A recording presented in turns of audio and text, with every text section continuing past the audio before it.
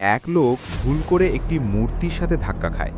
তার রক্তের কিছু ফোঁটা মূর্তির উপর পড়ে যায়, আর অজান্তেই মূর্তিটি সক্রিয় হয়ে ওঠে। এরপর ওই রক্তই তার মোবাইল ফোনে পড়ে, আর কিছুক্ষণ পর সে একটি টেক্সট মেসেজ পায়, যাতে লেখা ছিল যে আজ নিচের লটারির দোকানে $10 মিলিয়ন জ্যাকপট আছে।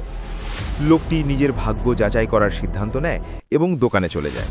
সে $2000 খরচ করে স্ক্র্যাচ অফ কার্ড কিনে নেয়, কিন্তু সে মাত্র $300 পায়। আশেপাশের মানুষ তাকে বোকা মনে করতে থাকে। তবুও লোকটি হার মানে না এবং স্ক্র্যাচ কার্ড ঘষতে থাকে। আশ্চর্যের বিষয় হলো যে ওই শেষ কার্ডটি $10 মিলিয়ন জ্যাকপট জিতে যায়। এটা দেখে সবাই দঙ্গ হয়ে যায়।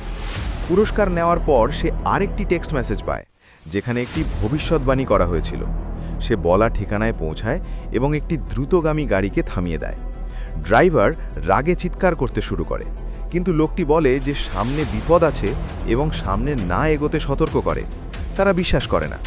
যেমনই সে সামনে এগোতে যাচ্ছিল, তখনই মহিলার কাছে একটি কল আসে, যেখানে সহকারী জানায় যে সামনের রাস্তায় বিস্ফোরণ হয়েছে। তখন গিয়ে তারা ওই লোকটির কথা